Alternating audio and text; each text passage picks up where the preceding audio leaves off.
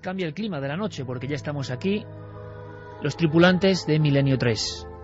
Tomamos los micrófonos con un objetivo: pasar 2 horas y media de información no convencional con la que disfrutamos, con la que sabemos que disfrutáis también vosotros.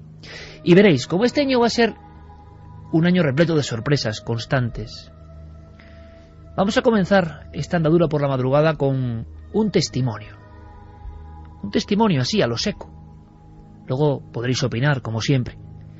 Esta noche se agolpan las historias. Pero a mí me llegó muy hondo saber que un científico, y es más, no un científico cualquiera, sino alguien que,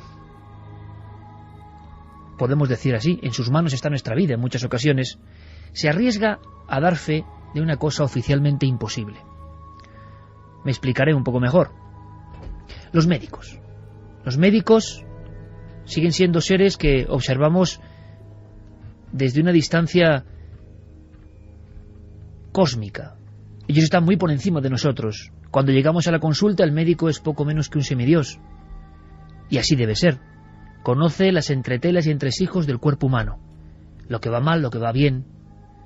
El doctor tiene dominio total casi sobre nosotros. Es muy difícil que un doctor dé el paso y diga: yo vi una cosa que científicamente es difícil de explicar. Los médicos siguen siendo un universo propio, bien cerrado. Se cuentan sus cosas como debe ser, pero esas cosas habitualmente no salen a la luz. Sí que hemos recibido en Milenio 3 durante años testimonios de enfermeras, de personal de hospitales. Los hospitales del misterio son un clásico, todos lo sabemos. Pero no es fácil, y si no, pues poner a andar vuestras manillas o mecanismos de la memoria, porque no es nada sencillo encontrar en la divulgación española un médico en activo que haya visto algo muy extraño. Que lo haya visto él, no otros, no son rumores, no es en este hospital se cuenta. Es el caso del primer invitado. Es un hombre experto cirujano en el ámbito cardiovascular, hoy médico interno del Hospital de Toledo. Él nació en Colombia, y hay un hospital en Colombia que ya tenía fama de apariciones, por cierto, el Hospital General de Barranquilla.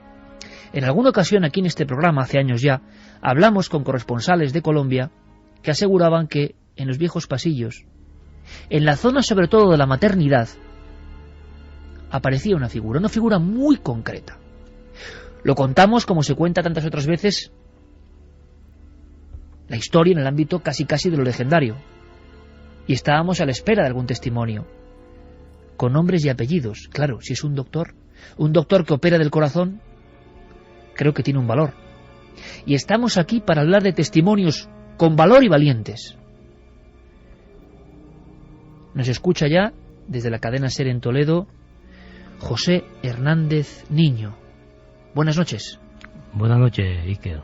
Es un placer contar contigo, con tu testimonio. Tú eres médico, experto en cirugía cardiovascular. Sí. Estás, por supuesto, en activo. Y eras médico interno hace ya unos 26 años en el Hospital General de Barranquilla. Vamos a intentar saber un poco de ese testimonio, de esa historia. Primero, un hospital, no sé cómo podemos dibujarlo en la mente de los oyentes. ¿Un hospital normal, un hospital antiguo? Cuéntanos, llévanos a ese momento en que tú observas algo. ¿Cómo era el sitio donde trabajabas? Bueno, este es un hospital muy antiguo. Tú sabes, los hospitales de allí pues no son tan antiguos como los de España. Este tiene del año 1870 y tanto fue fundado.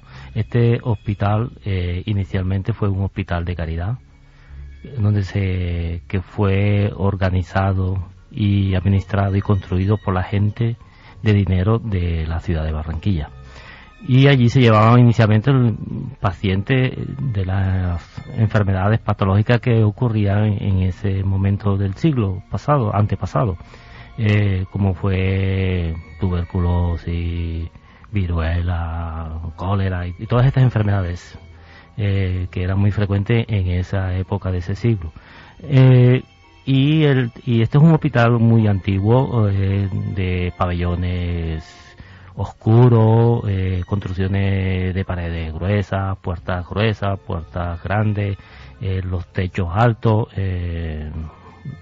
como todas las construcciones de ese siglo. Y bueno, y ya llevando el momento que yo estaba haciendo el último año de medicina, estaba haciendo la rotación por ginecología a más o menos 2, 3 de la mañana, algo así. Estaba yo de guardia y me llamaron de la sala séptica para realizar un legrado. Un legrado es un procedimiento que se le hace a una paciente cuando ya tiene un aborto inminente, que no se puede hacer nada ya para salvar el feto. Entonces hay que practicar ese legrado porque la paciente tiene ya restos placentarios, incluso puede correr riesgo su vida, entonces hay que hacerlo. Entonces en la sala séptica queda en el primer piso, en el área de ginecología, maternidad. Entonces para ir allí hay una escalera muy larga, de baldosas antiguas, así como de piedra de granito verde, muy antigua y muy larga, puede tener fácilmente entre 20 y 30 escalones. Y entonces yo estaba, había hecho unos cuantos entonces de este procedimiento, entonces estaba mentalmente repasando lo que tenía que hacer. Y bueno, iba subiendo, y cuando ya iba más o menos llegando, yo vi una monja que iba bajando, y entonces yo le dije: buenas noches, hermana, y la monja no me contestó. Entonces yo la miré así de reojo y seguí. Y bueno, y entonces yo pensé, pero ¿qué hace una hermana a estas horas? Entonces yo dije, ¿qué hace una monja aquí? A mí me sorprendió. Entonces yo giré la cabeza para volver a ver a la monja, y la monja ya no estaba. Yo subí las escaleras como pude y llegué a la sala séptica, pues un poco asustado. Y entonces le dije a la enfermera, si supiera lo que me ha pasado. Dice: sí, doctor, porque yo lo veo pálido. ¿Qué le pasó? He visto a la monja. ¿Cómo que ha visto a la monja? Sí, en la escalera subiendo. Dice: no me diga. Sí, pues sí. Porque sabían ellos algo, José, quizá habían escuchado algo. Sí, es que esta historia es una historia muy antigua. Yo he tenido la suerte y el privilegio de conocer ese hospital en mi niñez, porque mi tío fue director de ese hospital.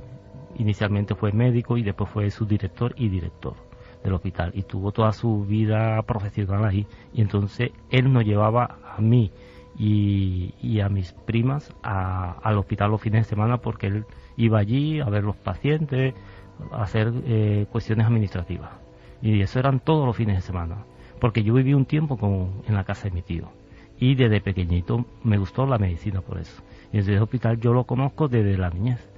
Y bueno, y yo vine a escuchar la historia de la monja cuando estaba estudiando medicina, porque la universidad donde yo estudié estaba adscrita a ese hospital. Entonces nosotros íbamos a hacer todas las prácticas ahí, incluso desde el laboratorio, el segundo año y todo esto, íbamos allí. Y siempre se escuchó la historia de la monja. ¿De una sola religiosa que vagaba por esa zona? Sí. Y cuando, desde luego, José Hernández Niño acaba de demostrar clarísimamente que tiene un gran don no solo para la medicina, sino para la crónica de hechos, ¿no? Porque ha ido estructurando la historia perfectamente, dando todos los detalles y con una precisión asombrosa, y que yo le agradezco mucho. Primero, repito, por la valentía, ¿no? Porque no es fácil. Porque tú hablas de algo inconfundible. Tú, en cuanto ves esa figura, sabes que no es normal. En el momento en que desaparece, que se esfuma, ¿por qué, José? Porque no había distancia, es decir, estaban muy cerca, te giraste de inmediato y eso ya había desaparecido. ¿Habría alguna posibilidad de que fuese una persona de carne y hueso? Lo que pasa es que cuando uno le pasa un evento de esto, uno no lo olvida. Sabe que es cierto, ¿no? Es una sensación muy peculiar, ¿verdad? Exactamente, es que no se olvida y uno lo recuerda en la mente siempre. Y hombre, lo que en ese momento, esa escalera siempre, en mi época, pues cuando yo estuve allí, era oscura, esa escalera, y ese pasillo era muy oscuro, y entonces a todo el mundo le daba miedo ese sitio, en esa zona de ahí, porque sabían lo de la monja. Entonces todo el mundo subía y bajaba la escalera rápido, y iban por los pasillos como corriendo, ¿entiendes? Yo cuando vi, a mí me pareció una persona, me pareció una normal. Yo no vi que era transparente, ni que flotara, ni nada. También es cierto que yo no me le quedé mirando fijamente, no. Yo iba subiendo, pensando en lo mío, subiendo rápidamente la escalera de 2 en 2, por decirlo así, para subir rápido, y vi que venía la monja, pero yo dije, bueno, que no sé por qué estará una monja por aquí, pero cuando razoné, dije, no puede ser, las monjas no están ahí.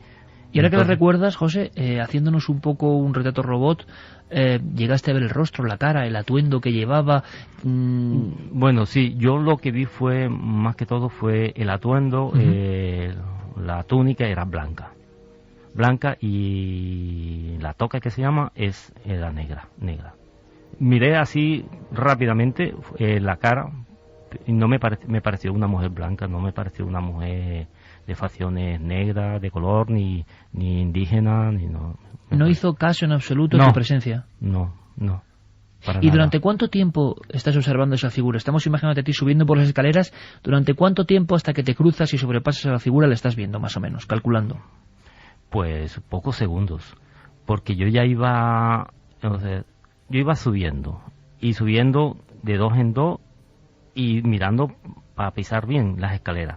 De cuando iba llegando, yo vi que la monja iba a bajar y nos cruzamos así de frente y le dije, buenas noches, hermana, y no me contestó, ni me miró ni nada. Y entonces yo después, cuando recapacité, dije, no puede ser que hay una monja aquí. Miré hacia atrás y ya no estaba. ¿Y ella tendría que seguir en mitad de la escalera? Más o menos, o un poquito más arriba.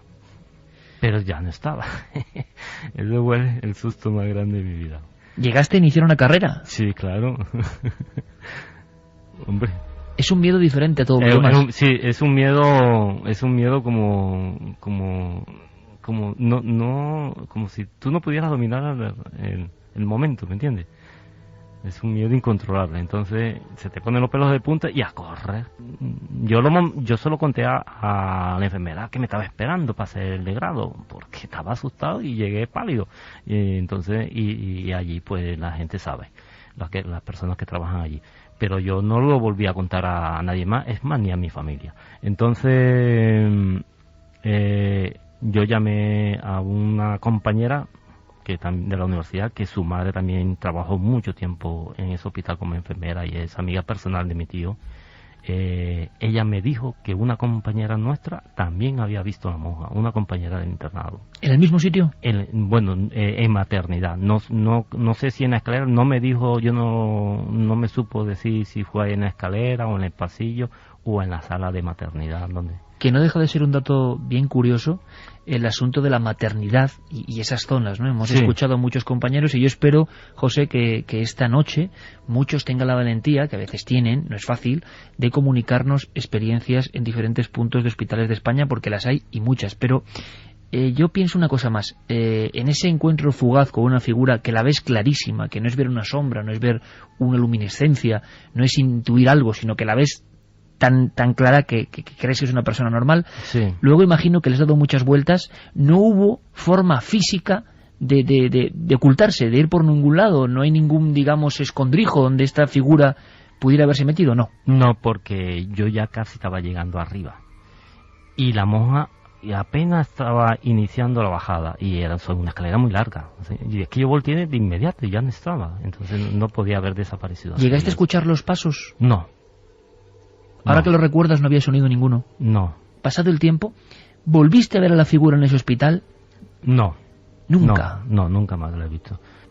Imagino que has dado muchas vueltas. ¿Qué era para ti, José Hernández Niño, médico, hoy en activo, especialista en cirugía cardiovascular?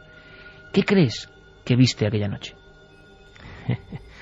Pues yo inicialmente pensé que era una persona. Pero después, cuando constaté que vi que desapareció, se fumó de la nada, pues ya me quedó claro de que no era una persona, era una aparición del fantasma que sale en la monja, que hay muchos testimonios de esto. También te quería decir que este tema no lo había hablado con nadie en absoluto. Y me animé a hablar del tema fue ahora, ¿Por qué? Porque yo ya había visto tu programa y vosotros habéis hablado sobre este tema hace 2 o 3 años. Entonces me quedó rondando en la cabeza. Y entonces, como este programa siempre me ha gustado y siempre he estado, tengo ganas de escribir, quiero dar testimonio, hasta que me animé y me dio fuerza para escribirle y contarle la historia. Pues no sabes cómo nos alegramos, José, cómo nos alegramos, cómo valoro tu testimonio, tu arrojo, porque hay que hacerlo, porque estamos hablando de un científico con todas las de la ley, un profesional, del cual dependen muchas vidas cuando él tiene que hacer cosas, ¿no? Los médicos yo creo que siguen siendo, por fortuna, en nuestro país y en la sociedad actual, pues casi unas figuras que están entre lo humano y lo divino, ¿no? Cuando estamos ante el médico sabemos que él es el que manda y el que va a hacer todo lo posible precisamente por evitarnos el dolor. Eso lo pone en un nivel evidentemente muy superior al resto de los seres humanos y profesiones, por su calidad humana, por su manejo de la ciencia, por su precisión. Claro, son muchos los médicos en el mundo que han vivido cosas así, pero solo hay algunos valientes que se atreven a contarlo. Y yo estoy seguro que las palabras de José Hernández Niño esta noche pueden provocar un pequeño seísmo en el buen sentido y pueden hacer que lleguen muchos casos que son importantes. Yo quiero agradecerle especialmente que haya estado en la cadena SER de Toledo con todos nosotros, que haya querido contar a viva voz, de esta forma tan gráfica, tan bien contada, tan bien estructurada, su historia. Y yo espero conocerte, José, porque tu historia merece muchísimo la pena. Un fortísimo abrazo, amigo. Gracias por tu testimonio. De nada, y también muchas gracias a ti por haberme escuchado y a los oyentes. Yo sé que muchos van a pensar, ahí está, un médico valiente, no solo por su profesión, sino porque se atreve a contar una realidad que nadie cuenta. Un fortísimo abrazo, amigo. Muchas gracias a ti. Nunca antes habías estado tan cerca de lo desconocido. Milenio 3. Cadena SER.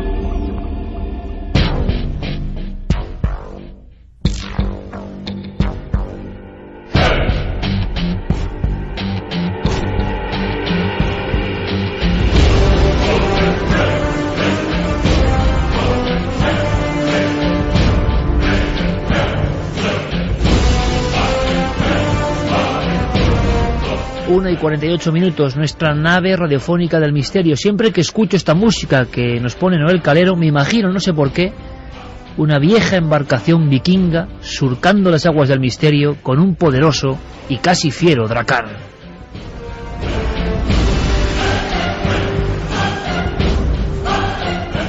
Tripulación, como digo, de este equipo al completo.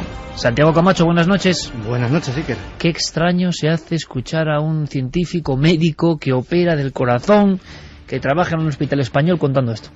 Pues sí, la verdad es que es una grata experiencia, por lo menos por la calidad del testigo. Lo que no es tan extraño es que estas cosas sucedan precisamente en los hospitales. Me decía hace mucho tiempo una amiga enfermera, me decía, si es que aquí es donde pasa todo, aquí es donde llega la gente, aquí es donde nace y aquí es donde muere. Este es el lugar más importante, esta es la puerta del mundo. Primer titular, porque ahí tenemos un sinfín de contenidos, ya veréis, amigos, lo que nos trae. Porque Javier Sierra ha abierto la caja de Pandora, no puedo decir más. Voy a llamar a esta sección la caja de Pandora. Una serie de documentos perdidos, vamos a dejarlo ahí. Y Javier los va a ir contando en Milenio 3. Cosas que en la redacción a mí me ponían los pelos de punta, pero eso será más tarde. Será más tarde y habrá que esperar. Javier, buenas noches, compañero. Muy buenas noches. Noche del 11 de septiembre ya, sí, señor. Nada menos. Sí, señor. Y además víspera de luna llena. Es una noche perfecta para escuchar la radio.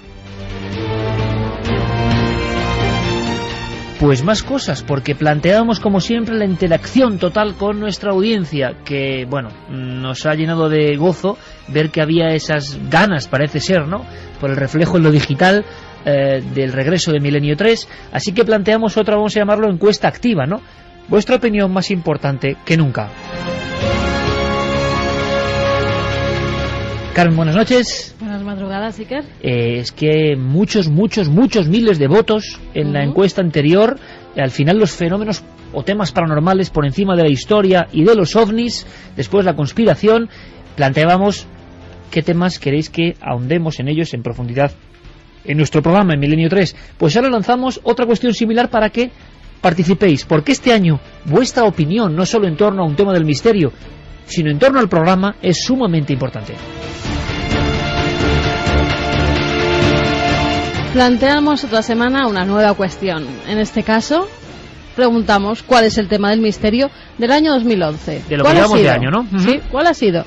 Hay 5 opciones para elegir: tormentas solares, el cometa Elenin, Wikileaks, extrañas muertes de animales o las nuevas caras de Belmez. Fíjate, os va a sorprender. Las nuevas caras de Belmez, el que menos. Es que además son 5 temas, hombre, queda una parte del año, queda un tercio del año por cumplirse prácticamente, pero estábamos dándole vueltas. ¿Cuál ha sido la historia del año? Ojalá la historia del año esté por venir y la podamos contar en directo, pero son 5 historias que me gustaría que repitiese rápidamente, que son muy diferentes y nos hace hacer un estudio también de vuestras preferencias y de vuestro criterio. La pregunta: ¿cuál es el tema del misterio del año 2011? Tormentas solares, que va ganando con un 54,7%, más de la mitad opinan que son esas tormentas solares tremendas que estamos viviendo y que incluso dicen que afecta a nuestros aparatos y al ser humano. Sí, y además eso ahora los mismo especialistas. Cuentan que estamos siendo sometidos por esas fuerzas ahora mismo, ¿no? Se están atribuyendo incluso accidentes aéreos, es decir, que la cuestión se está poniendo bastante seria. El cometa Elenin, 9,4% votado, Wikileaks 17,4%, extrañas muertes de animales 15,6% y las nuevas caras de Belmez 2,9%. Con Fermín Agustí, con Carlos Largo y nuestro compañero Javier Crez Campos, que luego se sumará a la tripulación con una nueva sección que puede ser muy interesante, lo que está detrás de algunas películas, y además películas completamente desconocidas, no las clásicas. Es más, por una película vamos a conocer una historia real que seguramente todos desconocíamos. Vías de contacto de inmediato. Vamos a dar las vías de contacto: milenio3 con número @cadenaser.com, nuestra web cadenaser.com, y también los muros de Facebook y de Twitter, donde nos pueden dejar sus opiniones segundo a segundo, Iker. Un médico nacido en Colombia, a veces un testimonio puro, duro, así como un puñetazo en la mesa, abrirá nuestro programa. ¿Por qué? Porque cada vez es más difícil, pero fijaos, y entramos en este debate antes de las noticias, antes del tiempo de información, qué importante, porque este médico, repito, cirujano cardiovascular, o sea que no es cualquiera cosa, oyendo el programa, viendo el programa, dijo: tengo que contarlo, la necesidad de alguien que ha vivido un misterio, de ser testigo, testimonio, de ayudar. Ojalá ese bucle continúe, ese eslabón de la cadena prosiga, y pedimos a la audiencia, por favor, si hay amigos en hospitales, sobre todo del ámbito médico, profesionales, que pueden darnos pistas de lo que pasa en algunos lugares en España, sería importante. Por aquí tenemos un testimonio valiente. Uno suele ser entre miles, y creo que hay que darle su valor justo. No cabe duda, hay yo creo que 3 colectivos que escuchan muy intensamente la radio a estas horas, que son los taxistas, los guardias o vigilantes de seguridad y desde luego el personal médico, en fin, que atiende 24 horas al día cualquier tipo de emergencia, y en esos 3 ámbitos ellos son testigos de muchas de estas cuestiones. Pedimos en esta ocasión el apoyo y el testimonio de los médicos porque en muchas ocasiones este tipo de fenómenos extraños ocurren en recintos donde hay, por ejemplo, cámaras de vigilancia, donde puede quedar alguna constancia, donde hay testigos que incluso los propios pacientes terminan corroborándolo.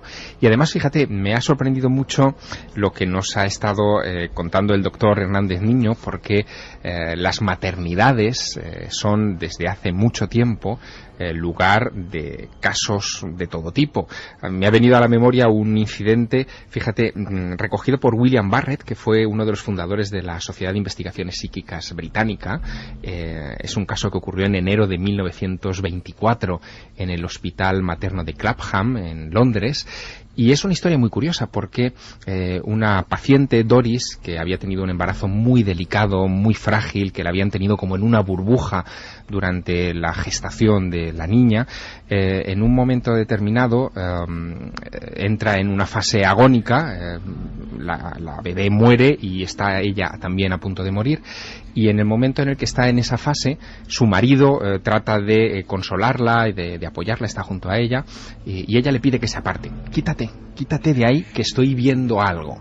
El médico está allí también siguiendo todo aquel incidente. No hay nada, no ven nada, pero lo que ella dice es que se le ha aparecido su hermana, Vida, se llamaba Vida, que ella no sabía en ese momento que llevaba 2 semanas muerta. Era tan delicado su estado de salud que sus familiares le habían ocultado la muerte de su hermana. Y en esa visión su hermana muerta es la que se le presenta para acompañarla al otro lado. Fallece a los pocos minutos y deja al médico en un estado de estupefacción que le durará el resto de su vida. Y es que hemos escuchado muchas veces testimonios de personal, incluso enfermos que están en hospitales, pero los médicos, no como investigadores, ojo, que eso es más natural, más habitual, sino los médicos como protagonistas, como este caso que hoy vamos a conocer del doctor Hernández Niño. Es sorprendente, Santi, no es muy habitual en la casuística de los fenómenos extraños. No, la verdad es que no es muy habitual, y siempre que se habla de médicos relacionados con estos temas, me viene a la mente un caso absolutamente sorprendente, que es el conocido como caso de Teresita Basa. El 21 de febrero de 1977, en un apartamento de Chicago, se declara un incendio, y bueno, cuando los bomberos sofocan este incendio, se encuentran con el cadáver de una mujer que evidentemente no ha muerto del incendio porque tiene un cuchillo de cocina de grandes dimensiones clavado en el pecho. Esta mujer es Teresita Basa, que es una neumóloga, una doctora especialista en pulmón, que trabajaba en el hospital Edgewater de Chicago, y cuya muerte nunca fue resuelta, o al menos no fue resuelta en los siguientes 20 años. 20 años después, en ese mismo hospital trabajaba el doctor José Chua y su señora, que era enfermera, y que no tenían más vínculo con Teresita Basa que el proceder del mismo país. Pues bien, justo en el 20 aniversario de el asesinato, la señora Chua cae en trance y escucha una voz que en tagalo, en la lengua filipina, le dice: soy Teresita Basa, y le empieza a dar detalles de ese asesinato del que ellos habían oído hablar remotamente. Pues bien, acuden al FBI, y finalmente, dando el detalle de que la mujer había sido violada, no solamente asesinada, que nunca se había hecho público en la investigación, los investigadores acceden a registrar la casa de Allen Sowery, que ya anciano, en la época del asesinato, trabajaba como celador en el hospital. Por las indicaciones que dio la señora Chua, efectivamente, en casa de Allen Sowery estaba un anillo con una enorme perla muy característico que había sido propiedad de Teresita Basa, y otras pruebas incriminatorias que le llevaron, actualmente sigue encarcelado, a la cárcel y a una condena por asesinato 20 años después. Casos sin duda extraordinarios, increíbles, con nombres, con apellidos, y creo que ponemos eso, un ladrillo más en la larga pared del misterio. Es muy poco frecuente escuchar a un médico que actúa en España, que salva vidas en España, diciendo: vi un fantasma. Así que por eso, Carmen, lo que hacemos es animar a todo el público a que nos cuente las cosas que pasan en los hospitales. Las enfermeras, además, que están ahí en las salas esperando que se encienda alguna luz que las llamas. Alguna de esas luces se enciende cuando no hay nadie en la habitación y recientemente ha muerto una persona. Es muy difícil romper el hermetismo de este mundo, pero hoy hemos dado ese primer paso. Continuamos en Milenio 3 y ahora, como siempre, como es habitual, como es lógico, con los pitos, las señales horarias, las noticias en la SER. Comenzamos con una búsqueda, la del mítico Orang Pendek, una criatura mitad hombre, mitad simio. El investigador Richard Freeman se adentrará en la selva de Sumatra para encontrar a este ser que camina sobre 2 patas. Está cubierto de pelo rojizo, mide alrededor de 1,5 metros, tiene las piernas cortas y brazos poderosos. El primer encuentro con el Orang Pendek se produjo en 1980. El padre Sahar y varios indígenas se encontraban cortando troncos para construir una cabaña cuando observaron cómo esta criatura bípeda cogía algunos de los maderos y los lanzaba contra ellos. Desde entonces los testimonios se cuentan por decenas. ¿Podrá Freeman capturar por fin al mítico ser? Y hablando de seres extraños, el escritor Whitley Strieber ha salido a la palestra afirmando que tuvo un encuentro cercano con un ser que le reveló datos increíbles que van desde la ciencia a la psicología. Era una noche de junio del año 1998 cuando Strieber oyó cómo alguien golpeaba la puerta de la habitación del Hotel Delta de Toronto, donde pernoctaba. Se encontró ante un hombre de apariencia mayor, vestido con pantalones negros y jersey de cuello alto, que sin decir nada penetró en su habitación. Acto seguido comenzó a revelarle secretos sobre los universos paralelos, cómo se habían producido las diversas glaciaciones e incluso hablaron del pecado. El escritor nos cuenta cómo vivió aquel extraño encuentro. Era tarde por la noche. Estaba profundamente dormido en un hotel de Toronto, cansado después de un largo día de trabajo. De repente golpearon a la puerta. Pensaba que era alguien del servicio de habitaciones, por lo que contesté. Era un hombre. Entró y mi vida cambió a partir de entonces. No era nadie peligroso. De hecho, nunca he sabido su nombre, por lo que le llamé el maestro de la llave. Era un señor mayor que yo, perfectamente normal, salvo por una excepción, todo lo que tenía que contarme. Hablé con él durante casi 45 minutos, mientras yo iba tomando notas.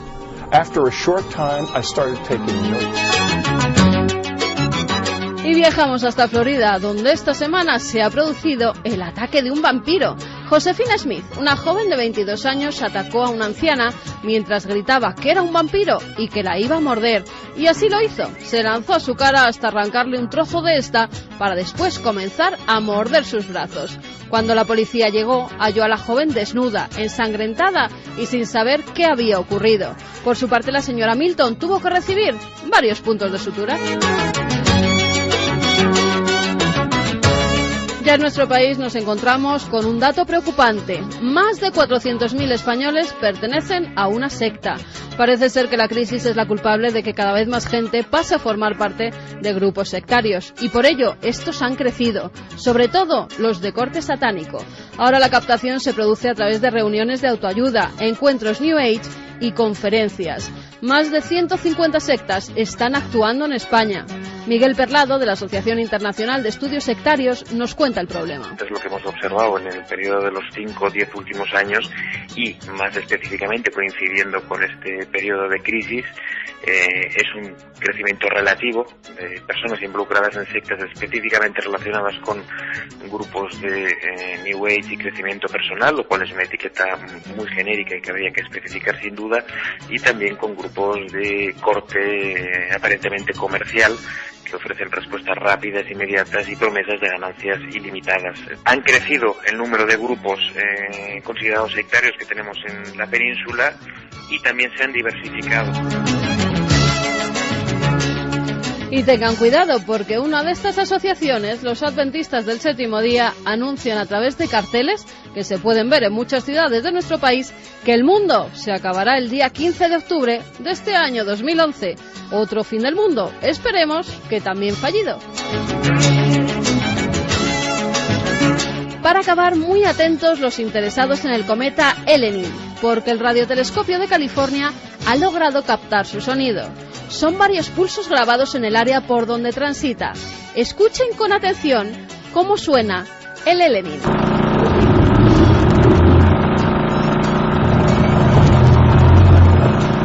Y con estos pulsos misteriosos les dejamos hasta la semana que viene, aquí en Noticias del Misterio.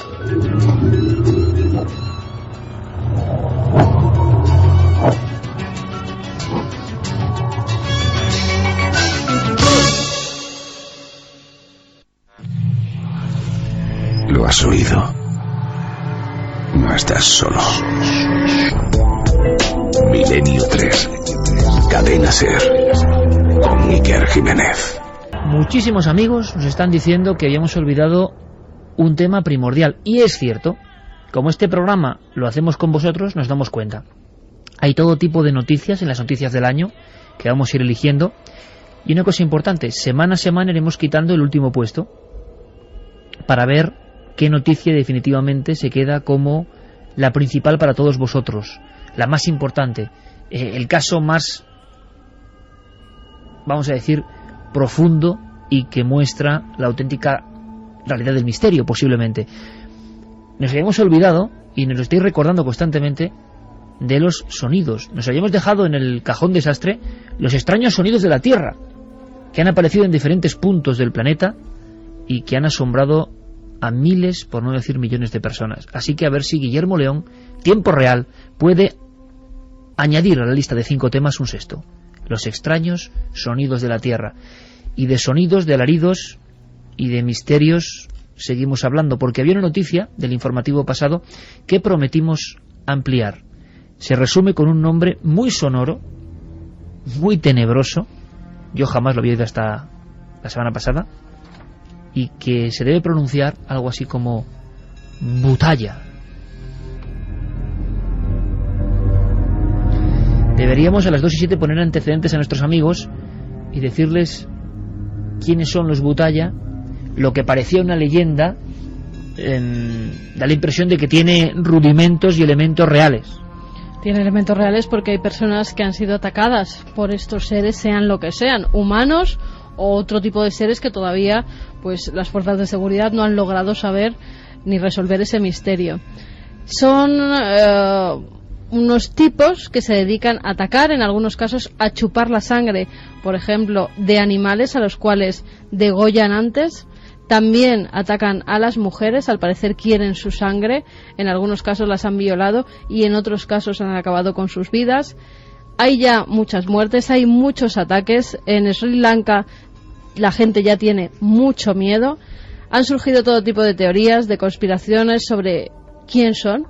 Son los demonios engrasados, así los llaman, pero es que esto no es de ahora, es que es una historia que comienza hace lo menos 30 años. Hace 30 años ya hubo ataques de estos seres Iker, luego pasaron y ahora de nuevo hay un reflote en el que se están produciendo pues verdaderos enfrentamientos entre la gente, porque ya incluso vecinos de las aldeas creen que pueden ser este tipo de demonios y han sido linchadas algunas personas. Que no eran Butaya. Que no eran Butayas.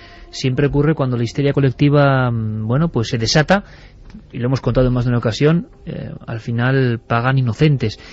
Prometíamos, a raíz de las noticias de la semana pasada, había temas que luego siempre dan para más, ¿no?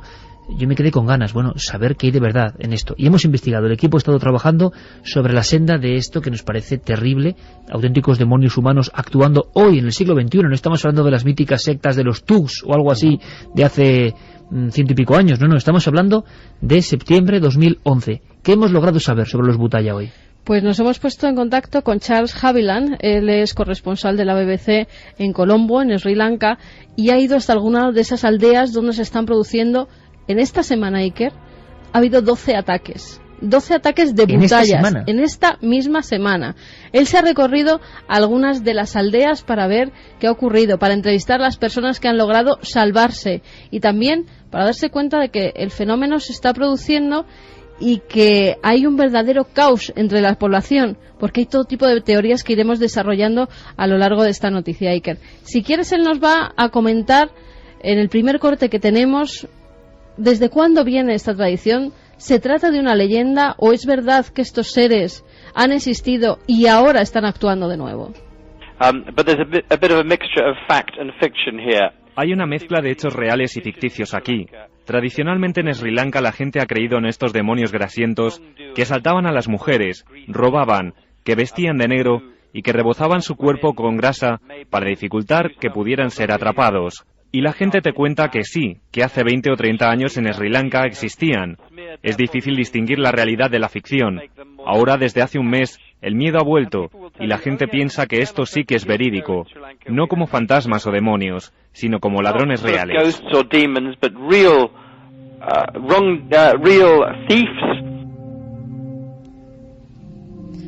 Pues los ataques son reales. Como él nos decía, alguna gente lo ve como fantasmas o como demonios, otros lo ven como personas de carne y hueso, y porque hay una teoría de la conspiración, de esas que tanto le gustan a Santi. Y también, pues fíjate, a mí me ha recordado una cosa que vivimos nosotros mismos con los lobos. ¿Os acordáis que cuando fuimos a entrevistar a la gente que estaban atacando su ganado, los lobos, decían, es que las autoridades los han echado? Bueno, pues en este caso pasa exactamente lo mismo. Que piensan que el gobierno ha echado los butayos. Exactamente, piensan que las autoridades han soltado a estos hombres para que ataquen, para que se produzcan esos pues asesinatos en algunas ocasiones. En fin, para que haya una confrontación entre la población. ¿Y por qué piensan eso? Pues porque han visto que la mayoría de ellos, cuando han sido perseguidos, se refugian en recintos militares o policiales, con lo cual creen que se trata de gente que puede pertenecer al gobierno. La escena que acabas de contar, el butaya engrasado, Santi, Javier, el personaje, el extraño, el que es forastero y viene y altera la comunidad, y encima mata, degüella o hace lo que sea, luego dicen, imagino que habrá algo de leyenda aquí, no lo sé, se oculta en instalaciones militares. Es como vivir una gigantesca novela de conspiración, pero está pasando ahora mismo en Sri Lanka, y yo me estaba imaginando, estaba un poco ensoñando ese hombre, un tanto orondo, tez pálida, sombrerito y paraguas, empezando sus míticas series de misterio. Arthur C. Clarke, ni más ni menos, que siempre presentaba su programa Misterios del Mundo, ¿no?, desde una playa en Sri Lanka. Bueno, en fin, vaya historia para él, ¿no? Podría, de estar ahí en activo, podría hacer un reportaje maravilloso. Pero está pasando ahora y tiene los condimentos típicos, primero, de las sectas desalmadas, de grupos que los ha habido, y luego este factor conspiración. El pueblo atemorizado hablando de algo que se suelta. ¿Qué opináis? Pues la verdad es que es sorprendente. Desde luego sí ha habido a lo largo de la historia, incluso de la historia muy reciente, grupos y sectas asesinas que, bueno, han mezclado el asesinato con lo mágico. Muchas veces también esa mezcla tenía componentes políticos, pero desde luego la parte del refugio en la comisaría de policía o en el cuartel del ejército, esa, por lo que yo recuerdo, es inédita. Y siguen recabándose datos. Hablamos de periodistas de carne y hueso de la BBC que están trabajando sobre el terreno, que me parece algo maravilloso. Más hipótesis, que tenga un carácter étnico todo esto, porque dicen que los ataques se han producido a musulmanes y a gente de la religión tamil, pero que en cambio a gente de Sri Lanka pues que no los atacan, con lo cual parece que puede haber algo de xenofobia, o eso es lo que opinan. Se están dando todo tipo de teorías, Iker, yo las apunto. Charles Haviland, como decía el corresponsal de la BBC en Colombo, fue hasta allí, estuvo varias noches y él nos contaba cómo es el modus operandi de esta gente. Pero ¿me quieres decir que el reportero ha llegado a ver a estos tipos? No los ha visto, ha entrevistado a gente que se ha salvado y que los pero ha él visto. No ha llegado a verlos en acción, ¿no? A verlo, lo que se ha visto es que había una tensión muy grande e incluso cómo se ha linchado a gente. Well, generally at night, although some of the accounts from the east. Generalmente atacan por la noche, pero por ejemplo en la parte este algunos eventos han tenido lugar entre la 1 y las 4 de la tarde y después de las 7 también, lo que es un poco extraño. Lo que la gente está comentando en muchas comunidades es que creen que los militares están enviando intrusos de forma deliberada para hacer que los pueblos estén preocupados y asustarles, y así generar una seguridad mucho más controlada por todo el país. All over the country. No es descabellado y no sería la primera vez que se hace en el ámbito de las tácticas de guerra psicológica, pero en ámbitos de guerra. Recuerdo una historia que ocurrió en la guerra de Vietnam, que el Departamento de Guerra Psicológica del gobierno del ejército estadounidense mandaba escuadrones que asesinaban de forma muy específica a personas y a miembros prominentes del Vietcong, y hacían correr la especie de que estaba suelto, no me acuerdo de cuál es el nombre específico, el vampiro local, la leyenda vampírica que hay en Vietnam. Si no recuerdo mal, dejaban restos como de sangre y de ropas. Y la propia ejecución del asesinato era precisamente, había que capturar vivo al objetivo, exsanguinarlo con dos incisiones, colgarlo boca abajo, es decir, era un proceso que requería mucha sangre fría, y eso se hizo en el ámbito de la guerra de Vietnam. En Sri Lanka no hay un conflicto que justifique algo así, por más lo menos hasta donde me alcanza a mí el conocimiento. ¿Y se han comprobado los ataques y las muertes? Sí, se han comprobado, están perfectamente comprobadas, incluso de gente que ha quedado herida por esos butallas y ha logrado salvarse en el último momento. Pero también hay personas que han muerto y creen que esa sangre que utilizan sobre todo de mujeres es con fines rituales. Esa es la otra hipótesis que hay, que esté utilizando a alguien la sangre para hacer algún tipo de magia. ¿Han llegado a más conclusiones? ¿Este periodista ha llegado a saber algo más? Han llegado a saber que esta misma semana ha muerto un policía de 23 años creyendo que era un butalla, porque estaba pues deteniendo a un pescador que estaba en un lamentable estado, ebrio. Se creyeron que le estaba atacando y como era de la misma aldea de pescadores, se lanzaron contra el policía, un policía de 23 años, repito, y acabaron con su vida, lo lincharon. Y un chico de 16 años que también parece que pensaron que se trataba de un butalla y de nuevo le dieron de palos hasta matarle en plena plaza pública. Pues seguiremos muy atentos a esta información que nos parece muy extraña. Mira, Iker, el corresponsal Charles ha ido hasta Putalam. Es una localidad muy pequeña de pescadores donde una de las mujeres le explicaba cómo se había salvado del ataque de uno de esos butallas. Very much so. I went to a place called Putalam in northwest Sri Lanka. Fui a un lugar llamado Putalam en el noroeste de Sri Lanka y había una señora muy anciana que me imitó al demonio grasiento, que entró en su jardín. Me contó que se movía como un gorila, que iba vestido entero de negro, que saltaba por todos los lados, pero que no llegó a entrar en la casa. Saltó al final por encima de la valla y que se fue en una especie de motocicleta. Estaba muy temerosa de que otro intruso pudiera entrar de nuevo. Miedos así se están repitiendo en muchos lugares del país. Extraña epidemia. ¿El aspecto del retrato robot cómo era? Hay ahora varios retratos robóticos, porque la semana pasada hablábamos de personas que iban completamente desnudas, como untadas con una grasa blanca, que tenían las comisuras de los labios, parece que sangre, y el pelo bastante oscuro.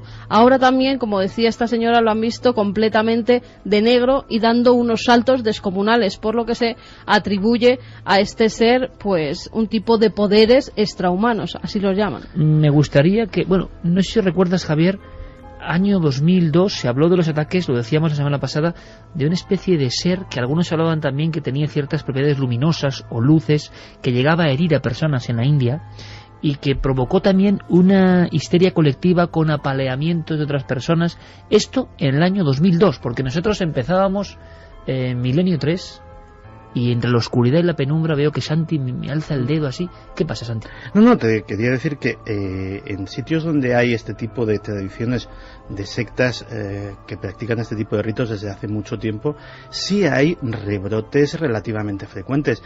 Que creíamos que estaban enterradas, pero que de repente hay un rebrote. Sí, mira, el culto Yombala de los hombres cocodrilo y los hombres leopardo en el Congo, los últimos ataques documentados, es decir, perfectamente con forenses, etcétera, son de apenas no llega a 10 años. ¿Quiénes son los hombres leopardo y los hombres cocodrilo? Los hombres leopardo son una secta del Congo que tiene dos vertientes ese culto, que es el de los hombres leopardo y los hombres cocodrilo.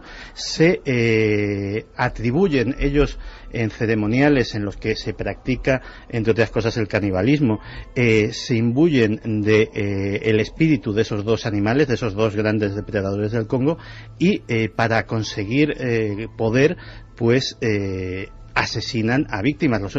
El modus operandi, además de los hombres leopardo, es tremendamente original. Ellos se visten de leopardo, con pieles auténticas de leopardo, y utilizan una especie de garras como las de Freddy Krueger, para que nos entienda la audiencia, con las cuales descuartizan a sus víctimas, comen sus ojos, su corazón y sus manos, las manos para adquirir las habilidades de esa víctima, y además hombres llevan zarpas de leopardo auténticas disecadas con las cuales tapan sus huellas y dejan pisadas de leopardo, haciendo ver que han sido auténticos leopardos los que han pasado por allí.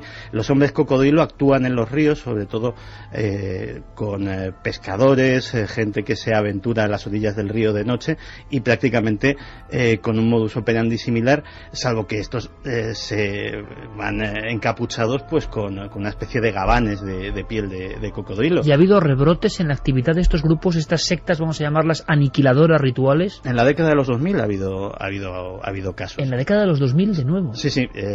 En el proceso de independencia del Congo fueron muy activos, casi fueron el terror de los belgas, porque en aquel momento prácticamente circunscribían sus víctimas a los blancos, a los propios belgas. Algo muy parecido a lo que hicieron los Mau Mau en el Congo, en el proceso de independencia, en los años 50, que también eran un grupo de juramentados que realmente, curiosamente, mataron a muchos más negros que blancos, a pesar de que eran el terror de los blancos, porque se cebaron sobre todo en los negros que eran colaboradores de los colonos o amistosos con los blancos, con lo cual también generaron decenas de miles de víctimas. Y ya te digo que en el proceso de descolonización de África ese tipo de grupos fue muy habitual. Lo llamativo fue eso, que apenas hace 10 años pues en el Congo hubo un rebrote. Lo que sabemos, 2:22, es que no ha habido ninguno de estos individuos apresado, ni se le ha podido fotografiar. De momento son como fantasmas engrasados. Son fantasmas, hay 30 personas detenidas, pero no se ha podido mostrar ninguno que sea un butalla. Es simplemente porque muchas de las aldeas han llevado a esa persona detenida hasta la policía porque creían que era uno de esos demonios engrasado, pero los han tenido que soltar porque no había pruebas contra ellos. Vamos a escuchar ahora vuestra voz, la voz de los oyentes. Espero que Guillermo haya podido incorporar ese sexto tema a la encuesta, lo comprobaremos ahora mismo, y yo creo, ¿por qué? Porque está metido, ¿no? Guillermo León, capitán de la Sana, en Valecina de la Concepción, rápidamente actuado para que tengáis, claro, no podíamos dejarnos, somos muy imperfectos y nos habíamos dejado uno de los grandes, creo yo, misterios del año, evidentemente, esos sonidos. Hay misterios de todo tipo y queremos saber, esta encuesta se prolongará algunas semanas y vosotros vais a elegir el tema del año.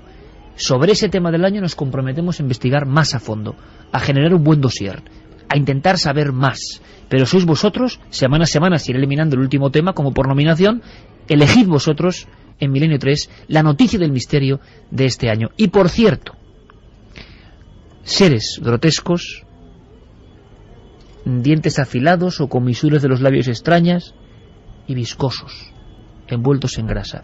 Este retrato robot parece muy humano o también extrahumano, y lo vais a entender. Cuando llegue el momento del archivo de Javier Sierra, lo vais a entender, porque seres de este aspecto tan terrible, aún más terrible, son protagonistas de la alucinante historia que nos trae Javier. Guillermo, como decimos, consiguió el milagro. Está ahí la sexta opción, ¿no? ¿Y cómo va? Está ahí la sexta opción, pues vamos a ver. ¿Cuál es el tema del misterio de este año 2011? Tormentas solares va ganando con un 44,9%, le sigue extrañas muertes de animales, 19,8%, muy cerquita WikiLeaks, 19,7%, cometa Elenin, 10,3%, extraños sonidos de la Tierra, 3,1%, no, las nuevas caras de Belmez, 3,1%, y extraños sonidos de la Tierra, 2,2%, pero claro, es el último que hemos incorporado. Y testimonios de gente que trabaja. Ya estamos, ¿no? Ya recibimos testimonios, todas las plataformas abiertas y sonando por vez primera en esta 11ª temporada. Es un honor, Noel Calero lo trae aquí porque tiene que estar aquí el mago, el maestro Mike Oldfield. ¿Os sorprende el resultado de momento? No, además mi apuesta es que los sonidos de la Tierra va a subir rapidísimamente y se va a Tú haces esa apuesta en firme, ¿no? Yo hago esa apuesta y se va a batir el cobre seguramente con las tormentas solares. Pero bueno, como vamos a tener varias semanas por delante, iremos descartando según los resultados también. Un poco una Eurovisión de los temas del misterio, en el buen sentido. Sí, yo creo que además está muy bien porque así valoramos un poco, la percepción y la permeabilidad de la audiencia ante este tipo de temas. Javier, por cierto, se ha hablado de en estos días estar sometidos nosotros a una tormenta solar. Oyes unos trabajos o lees algunos trabajos científicos y dicen que no se va a afectar. Otros dicen todo lo contrario, con lo cual uno, el hombre de la calle, que decía Alex, se queda como diciendo, no sabemos nada o yo sé muy poco, ¿qué está pasando? Porque ahora mismo, incluso como tú decías, has dejado ahí caer, en algunos lugares se ha, digamos, culpado a esta masa de eyección coronaria, ¿no? Eyección de masa coronaria, perdón, se le ha atribuido la capacidad, yo no sé si exagerado o no, de generar daños importantes. ¿Ya? Incluso en este reciente accidente de aviación que ha tenido lugar en Chile y que, en fin, se han ocupado del todo los medios de comunicación del mundo, una de las hipótesis que se está barajando para explicar el inexplicable todavía fallo de los motores de ese vuelo, que se hubiera visto afectada por la radiación y, en fin, por las alteraciones magnéticas consiguientes. De todas maneras, si alguien quiere estar muy pendiente de esto, yo lo estoy. Hay una posibilidad de hacerlo a través de las nuevas tecnologías. Uno se puede descargar una aplicación que es impresionante para el teléfono móvil o para el iPad, que se llama 3D Sun, 3D Sun, que es de la NASA, que está permanentemente conectada con los dos satélites SOHO, que son los dos que vigilan en estos momentos, los dos ojos que tenemos los terrestres en torno al Sol. Están orbitando y dando una visión 24 horas al día de lo que está ocurriendo en la superficie de nuestro astro rey, y emite alarmas a tiempo real de lo que está sucediendo en el Sol y nos avisa de si alguna de esas tormentas, la última es de categoría X1.8, que es bastante alta, que es la que nos está afectando en estos momentos a la Tierra. Fíjate, pues, en ese accidente del avión de Chile estamos analizando unas imágenes porque se ha filmado un objeto volante no identificado justo cuando están los helicópteros recogiendo a algunas de las víctimas. Estamos analizando las imágenes y a ver si podemos comentar algo la semana que viene. Hay una cosa importante, la contaremos la semana que viene. Hay una actualidad, vamos a pedir la opinión de buenos amigos de la astronomía, pero quizá la semana que viene tengamos alguna sorpresa. Siempre hay historias absolutamente maravillosas. Nosotros en la web hemos colgado una de ellas y habla del Sol. Un muchacho de 14 años de Tafalla, en Navarra, Enrique Lauroba, 14 años, ha conseguido las mejores fotos, vamos a decirlo así, del año en una prestigiosa publicación norteamericana del Sol.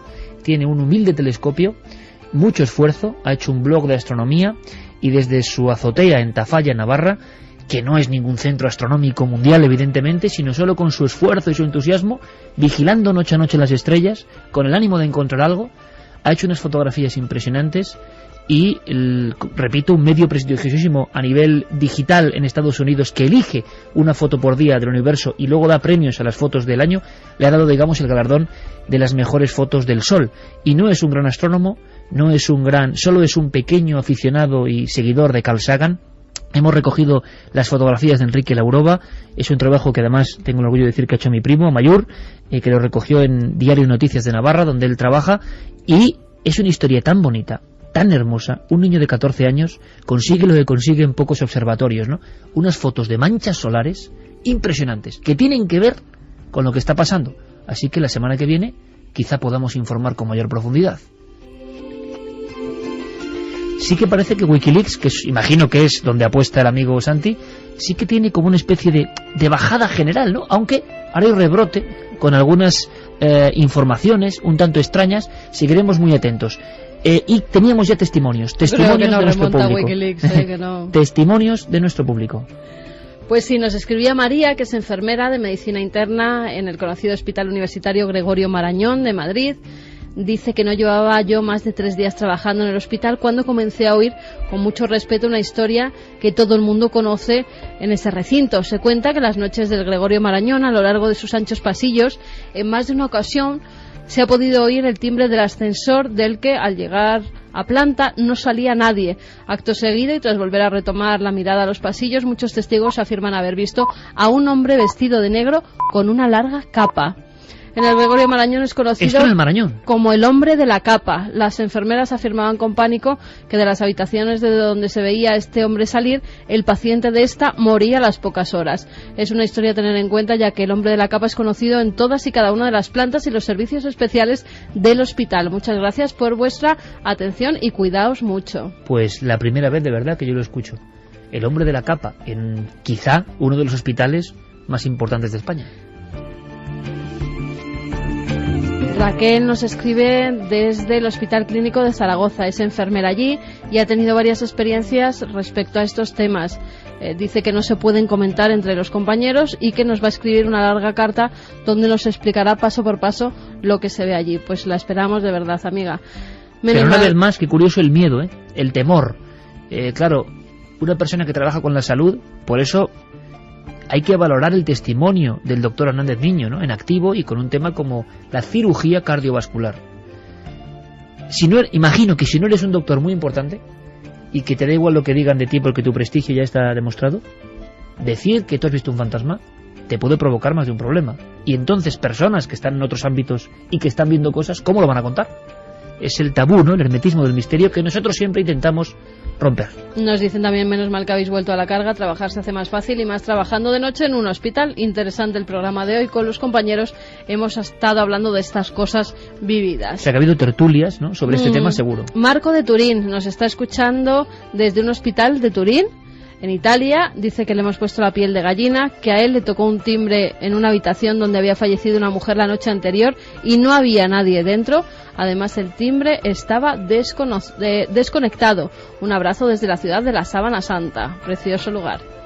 En la habitación donde se amortajaba a los muertos, una mujer con un vestido blanco, pelo blanco largo, que me decía: niño, ¿tú qué haces aquí? Se lo comento a mi madre y me cuenta que esto ya había pasado antes. Nos lo comentaba Pedro. Nos preguntaban también por el cometa Elenin, que supuestamente iba a hacer un cambio en la Tierra. Un saludo y felicidades por el programa, nos decía Manuel. También nos preguntaba Emmanuel por los Butaya y felicidades por el programa. Testimonio espectacular, nos decía Cristina. Gabriel de Mallorca dice si notó el invitado algún olor especial al pasar cerca de la monja. No había notado absolutamente nada, como una imagen, ahora lo vio físicamente, no como un espectro, pero sin sonido, y desde luego se desvaneció. Se desvanece esta parte del programa ahora, aunque seguimos muy atentos a todos vuestros testimonios, y nos marchamos de una forma directa a meternos en unos archivos de verdad, que van a dar, creo yo, mucho que hablar.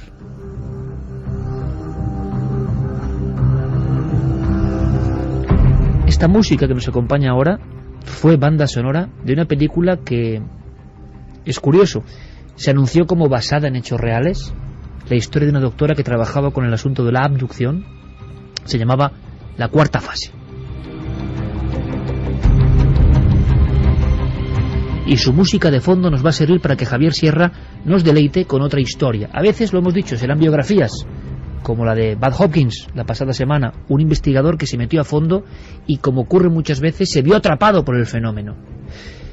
Yo no puedo contar mucho más, pero Javier Sierra ha accedido a una serie de cajas, muchas cajas, de un material importante, un material que hay que explicarlo, aunque sea brevemente, antes de entrar en este caso aterrador y sobrecogedor y alucinante, delirante y fascinante, y un caso tabú en la historia de los misterios españoles que todo el mundo ha pasado como por encima. Así que os pido, amigos de Milenio 3, estéis en la carretera, estéis en el monte, estéis en un hospital, estéis trabajando, todos muy atentos a lo que vamos a contar, lo que va a contar ahora Javier Sierra, porque es como desclasificar de alguna forma parte emotiva de la historia del misterio español.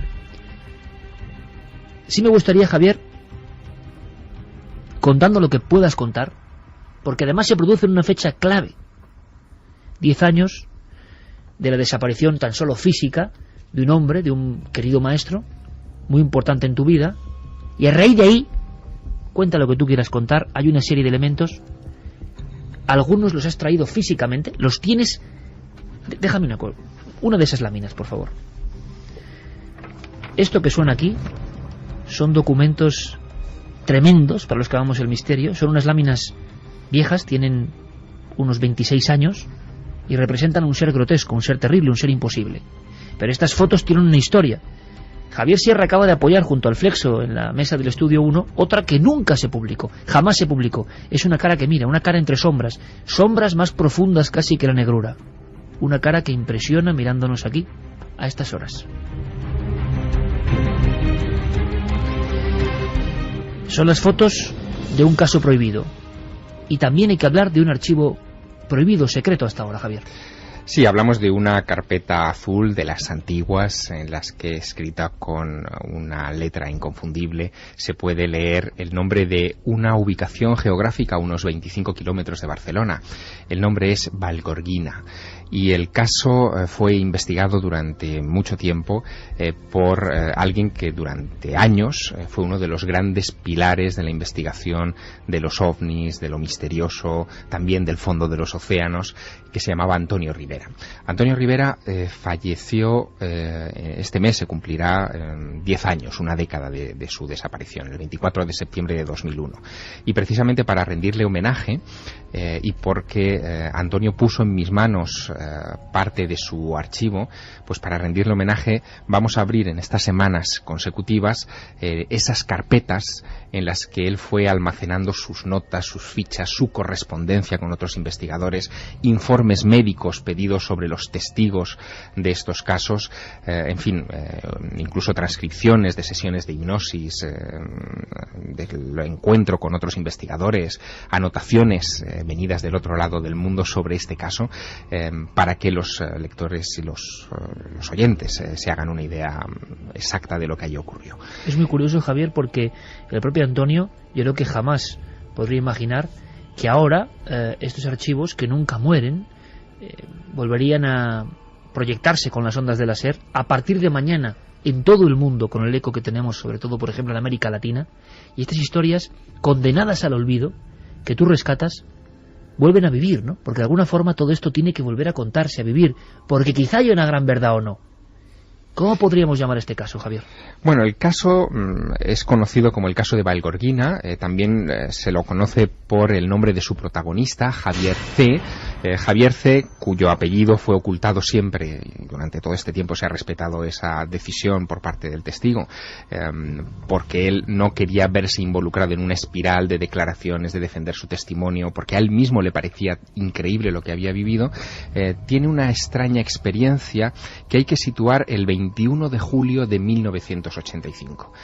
Él trabajaba como fotógrafo profesional, tenía una pequeña tienda de repografía en Barcelona, y Javier aprovecha aquella mañana de domingo del 21 de julio del 85 para salir temprano de su casa, deja a su mujer en su domicilio y él parte solo para hacer unas fotografías a 25 kilómetros de Barcelona en un dolmen que se encuentra cerca de la localidad de Vallgorguina y que se conoce como la Piedra de los Gentiles. Es un dolmen que él ya había visitado 3 años antes y donde había tenido unas extrañas sensaciones, pero le pareció un lugar interesante para jugar con las luces y las sombras. Es un lugar bajo árboles, muy llamativo, sagrado, donde se han celebrado ceremonias de todo tipo de brujería. A él le atraían ya este tipo de cuestiones, así que aquella mañana temprano toma su Renault 5 rojo, se dirige hacia el dolmen de Vallgorguina y él cree que ha estado 1 hora, hora y media en el lugar y decide regresar, pero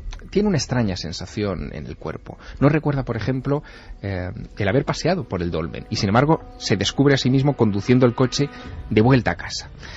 El caso es que cuando llega a casa y deja el coche en el garaje, se da cuenta de otro extraño detalle. Es muy meticuloso con los kilómetros que hace, sabe que ha salido con el depósito lleno y sin embargo el depósito está vacío y no figura en el cuenta kilómetros 50 kilómetros sino 300. Ha hecho 150 kilómetros de ida y 150 kilómetros de vuelta sin saber a dónde ha ido. El coche está cubierto de barro, de suciedad. Dentro del coche también está esa suciedad, no sabe de dónde ha venido y menos en un mes de julio seco como aquel del año 85.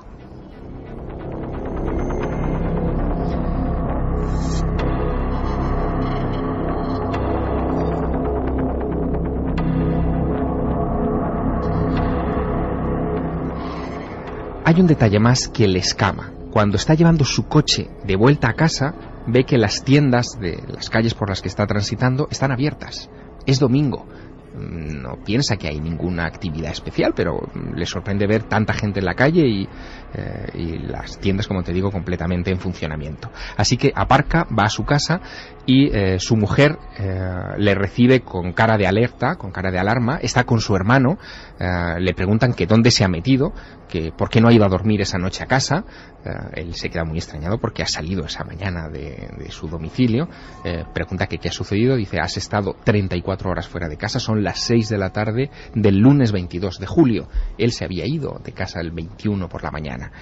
Así que empieza a darse cuenta de que ha pasado algo raro. Hay un tiempo perdido en su vida. Pero no solamente eso. En una de las cámaras que él llevaba una cámara que se había fabricado él, muy rudimentaria, pero también una cámara profesional. En la cámara profesional él ve que se han hecho varias imágenes, se han tomado varias imágenes. Cuando las revela, se lleva una gran sorpresa, porque aparecen estas caras que tenemos ahora encima de la mesa. Son unas caras extrañas, casi africanas, mongoloides incluso. Parecen incluso algunas de ellas máscaras de rituales vudú, de la magia negra africana, con una expresión terrible, una expresión, me atrevería a decir que casi diabólica, sinceramente. Él se queda muy extrañado, lo comparte con su hermano y deciden inmediatamente poner estas imágenes en manos de una vieja amiga de la familia, Carol Ramis. Ella es en esa época, en los años 80, es una famosa parapsicóloga y dedicada a este tipo de cuestiones barcelonesa, aunque de origen austríaco. Y Carol Ramis inmediatamente se da cuenta de que están ante un caso de tiempo perdido y que la única manera rápida de saber lo que ha ocurrido ahí es someter a Javier C. A una sesión de hipnosis. Se lo llevan al estudio de Francisco de Asís Robati, un famoso también parapsicólogo de Barcelona, que ha practicado ya varias sesiones de hipnosis a personajes que han vivido experiencias de abducción. Ellos creen que están ante un caso de abducción y someten a hipnosis a Javier. Y lo increíble es que en esa carpeta alucinante de Javier Sierra, en esos documentos extendidos ahora en abanico encima de la mesa, está hasta la transcripción original, que nunca se publicó, de lo que pasó en esas sesiones de hipnosis. Hay fotografías que nunca se publicaron, y no sé decirlo, Javier, pero ya están negativos de las fotos, que posiblemente sean las primeras fotos, las fotos que este muchacho hizo a no sabemos qué. Bueno, como te digo, Antonio se preocupó mucho de este asunto, incluso lo contó en varias ocasiones, muy brevemente, pero lo contaba, y si te parece, aunque sea como un pequeño intermedio, vamos a escuchar la voz original de Antonio en una de esas introducciones que hacía rápidas al caso de Javier. Nosotros tenemos un caso que estoy ahora estudiando, no he terminado todavía, no está cerrado, que es el caso de Vallgordina, de Javier, caso de Javier, y es el nuevo caso en el mundo en que hay fotografías de los seres. Fotografías horripilantes, son espantosas, son seres de una cara repugnante. En este caso no hay nave, llevaron a Javier al interior de una cueva. Y efectivamente eso es lo que empieza a desgranarse en esa sesión. Horripilantes, dice Antonio Rivera. Claro, él no recuerda haber visto esas criaturas, pero en esa sesión de hipnosis aparecen varias cosas. Por ejemplo, surge el recuerdo de cómo toma la carretera del Dolmen aquella mañana, debía ser sobre las 9 de la mañana más o menos. Está señalado con un cartel de madera donde indica dónde está ese lugar arqueológico. Él se desvía por un camino sin asfaltar. Todo esto es la información que llega a través siempre de la hipnosis. De la hipnosis. Y de repente se da cuenta de que hay una niebla en el lugar, siente que ha pinchado, y a partir de ahí se produce como un lapso en la memoria, y lo primero que descubre es que está tendido en el suelo fuera del vehículo, que empieza a llover sobre él y sobre el vehículo, que solamente tiene abierta la parte trasera del Renault 5, empieza a llover una sustancia viscosa, extraña, que le empapa a él y le empapa también al vehículo. Saca una cámara para fotografiarlo, una de las dos que llevaba encima, y en ese momento descubre que hay varios individuos, varios sujetos, varias cosas a su alrededor que lo observan y que lo atraen hacia sí, pese a que la primera reacción al verlos es de profunda repulsión. Son unos seres de su tamaño, más o menos, de piel rugosa, no distingue ropas en esos individuos, que, como te digo, le provocan una sensación de repulsión porque él los nota como viscosos, ¿no? El caso es que lo atraen hacia sí, pese a que él no quiere ir, y lo conducen hacia una especie de rampa o de desfiladero que se adentra tierra abajo. descienden durante bastante tiempo por el interior del subsuelo, y en un momento determinado, en una sala o en una cueva muy oscura donde se siente ahogado, parece que empiezan aquellas criaturas a jugar con sus cámaras, le quitan las cámaras de las manos, él se alerta, eso aparece en la hipnosis, se preocupa mucho porque es un equipo caro, el equipo nuevo es un equipo muy caro, y piensa que se lo van a destrozar. Empiezan como a hacerse fotos entre sí, y a él lo tumban y le clavan en el brazo, con profundo dolor, algo, como si quisieran extraerle alguna clase de tejido o quisieran hacerle alguna prueba. Pero lo peor está por llegar. Él les pregunta varias veces que quiénes son, que de dónde vienen, responden, al menos eso aparece en la transcripción de la hipnosis, que de Casiopea. Él no sabe lo que es Casiopea, no les cree, quiere saber qué clase de individuos son y sobre todo qué es lo que persiguen de él, y sin decirle nada, parece que en un momento determinado él entiende, porque es como si pudiera leer sus pensamientos, que quieren hacer una especie de imitación, de doble de él. Le cortan cabello para duplicarlo, le explican, y en un momento determinado él percibe cómo lo vuelven a sacar de esa cueva, lo sientan en su coche y ve por el retrovisor que detrás, en el asiento de atrás, hay un individuo exactamente igual que él, pero con el pelo más largo. Según los informes de Antonio Rivera y la documentación que aparece en esta carpeta, el caso se complicará en los siguientes momentos. En esta sesión de hipnosis queda meridianamente claro que ese doble, ese individuo, en un momento determinado salta al asiento contiguo del Renault 5, se sienta al lado y parece darle la orden mental de regresar a Barcelona. Lo hace, se supone que será en torno a las 5 de la tarde del día siguiente, y cuando ya entran en el casco urbano de Barcelona, sin mediar palabra en todo momento, aquel doble lo único que hace es sonreír de vez en cuando de manera un poco extraña al original, digamos, al original Javier. En un momento determinado le pide detener el vehículo en alguna de las callejuelas que unen la calle Vallespir y la calle Condes de Belloc en Barcelona. Y ahí son datos que jamás, mucho de lo que estás contando, jamás habían salido en este caso, que por cierto nadie quiso volver a hablar de él, y repito, es un caso tabú en la ufología española. Así es, y este individuo, este doble, se pierde. A partir de ahí, el relato de los hechos se interrumpe, la hipnosis no ofrece más detalles, pero en esta correspondencia que después mantendrá Antonio Rivera con otros investigadores, en especial con Gordon Creighton, que era el editor de la Flying Saucer Review, de la principal publicación ufológica británica, fundada en los años 50, y que incluso le dedicó una portada a este caso, pues en esas correspondencia con Gordon Creighton en los meses siguientes aparecen datos muy reveladores. Por ejemplo, que Antonio Rivera sometió a un examen neurológico muy profundo a Xavier C., que lo hizo la doctora María Blanch de Barcelona. Tampoco lo ha sabido nunca nadie, y sí, tenemos ahí los documentos incluso del recibo, que me parece increíble, el recibo de la propia doctora sobre la sesión y el estudio psiquiátrico, psicológico, neurológico del misterioso y desconocido hasta hoy Xavier C.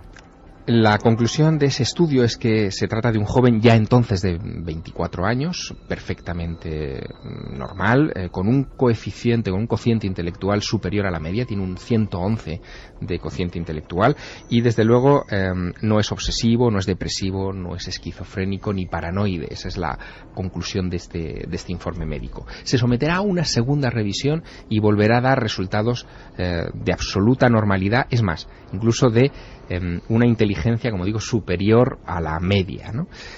Hay más detalles en esa correspondencia con Gordon Creighton que son muy llamativos, porque ese doble de Xavier C. Presenta unas características muy curiosas. En un momento dado, el Xavier se altera cuando, mirándolo, se da cuenta de que es exactamente igual a él, solo que especular. el bolsillo de su camisa, que él lo tiene en el lado del corazón, en el lado izquierdo, el doble lo tiene en el lado derecho. Detalles de ese tipo. Como la copia de un espejo. Exacto. Y la pregunta...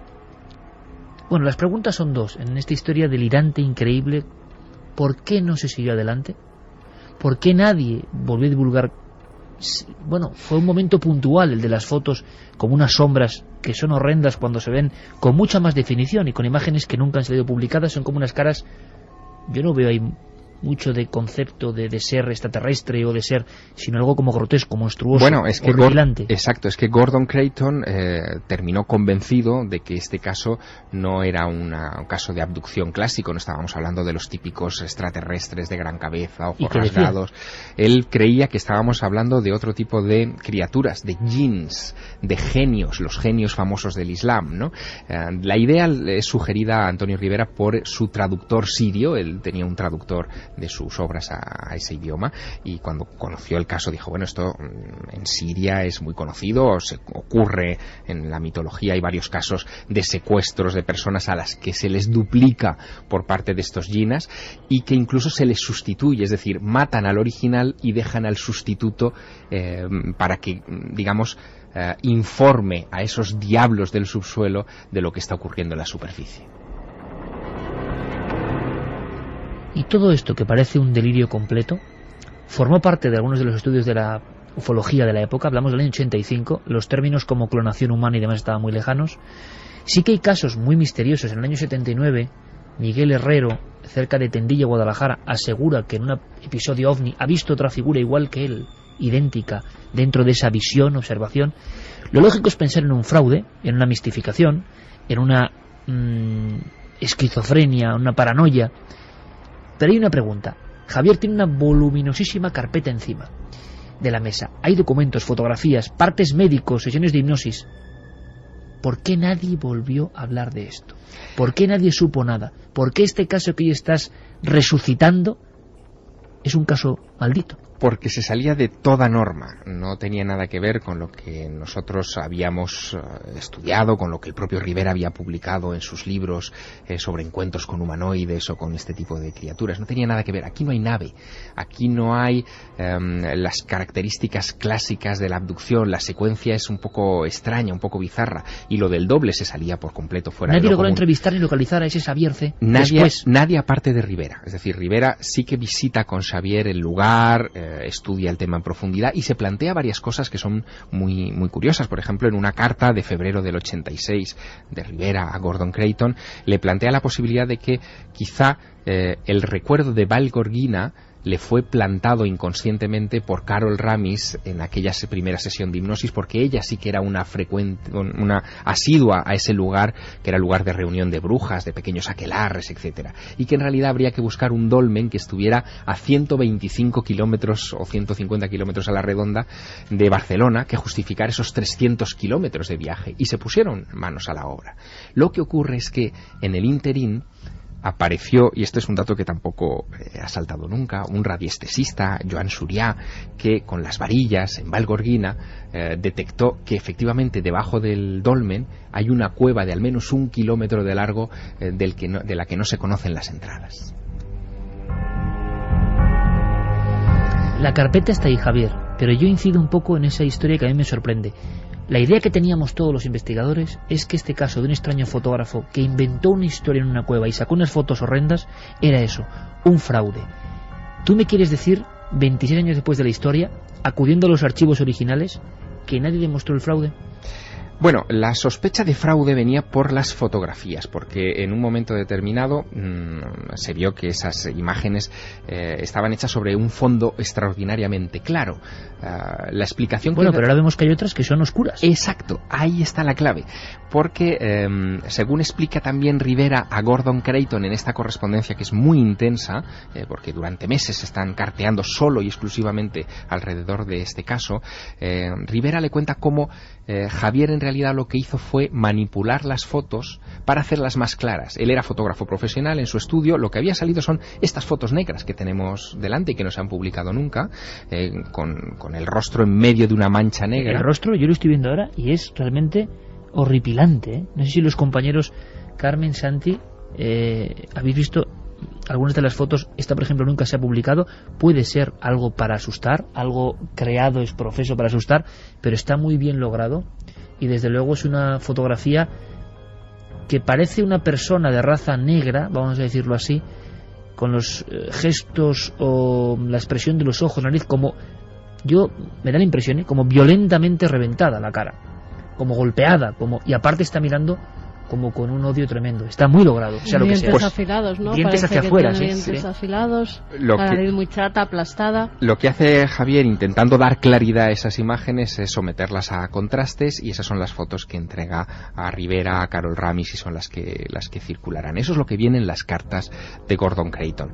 Si eso es así, convendría desde luego reencuestar el caso, reabrirlo, tratar de localizar a Javier, que nunca dio la cara, que no dejó pistas sobre su paradero, pero que, bueno, quién sabe, quizá esté escuchándonos y pueda dar un paso adelante y contarnos de primera mano esta historia que ha quedado congelada en los anales de la ufología, esperando que alguien determine qué pasó realmente. A lo mejor no tiene nada que ver con los ovnis. Y una cosa importante, Javier, ¿por qué Antonio Rivera? Hombre meticuloso, hombre que lo iremos conociendo con estos casos excepcionales que Javier exhuma. Un hombre que es el primer gran ufólogo español, un hombre que llegó a dar una conferencia en la Cámara de los Lores británica, hablando del tema OVNI. Un hombre que recibió la Cruz de Sant Jordi, máxima distinción de la Generalitat de Cataluña. Un hombre importante. ¿Cómo, teniendo todo este arsenal de casos, no siguió? ¿Qué pasó ahí? Él tenía localizado el testigo, él tenía la posibilidad de trabajar con él. Eso era un libro impresionante, de ser real el caso o no ser un fraude. Sean ovnis, o sea un secuestro extraño, o sea lo que sea. ¿Por qué se trunca todo? Las notas se detienen en dos observaciones. Una, la que vincula este caso, sobre todo esos seres rugosos, con otros casos. Él había tenido la oportunidad en Génova, en 1984, de conocer a un vigilante jurado del que quizá un día hablaremos, llamado Fortunato Zanfretta, que tuvo un encuentro también con un humanoide de aspecto muy rugoso, muy parecido de a mirada muy hosca y bastante similar a este. Es otro de esos humanoides sin ovni, o sin ovni claro, que recuerda en cierta manera este caso. Y aquello, por las notas, evidentemente dejó una huella en la memoria de Antonio Rivera. La otra nota, también muy llamativa, con la que termina este dossier, refleja la preocupación de Antonio Rivera por el lugar, por Valgorguina. Valgorguina es un lugar de brujas, de aquelarres, como he comentado antes, pero es que alrededor hay toda una geografía que responde a nombres muy curiosos, muy llamativos. Por ejemplo, las Roques del Diable, las Rocas del Diablo, el Pla de les Bruixes, el llano de las brujas, o el Pla, el llano de las fieras. Como si alguien en un pasado remoto ya hubiera visto ese tipo de cosas con anterioridad, al menos eso es lo que parecen reflejar las notas de Antonio Rivera, y hubiera dejado la advertencia escrita en la toponimia de esa región.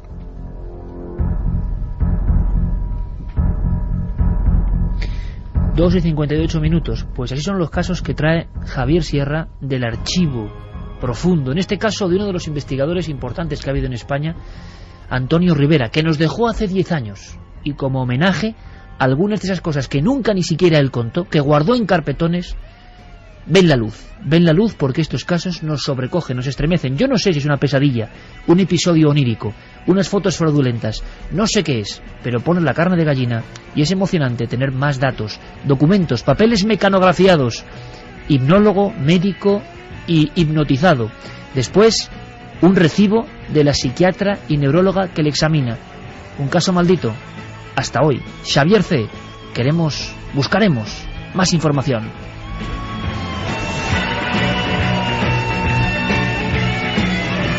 Y no solo Antonio Rivera, los pioneros españoles, los casos nunca contados. Creo que Javier tiene una gran labor y va a ponernos los pelos de punta, y de verdad que es emocionante. Y encima, con los papeles y documentos aquí, sobre la mesa. Pero amigos, no os vayáis, ahora vienen todas las noticias de información con nuestros compañeros de los servicios informativos de la cadena SER, y después Milenio Red, toda la actualidad de lo que está pasando en el mundo digital. Y cuidado, una nueva sección que viene ya. Bueno, varias cosas, pero una se llama Basada en Hechos Reales.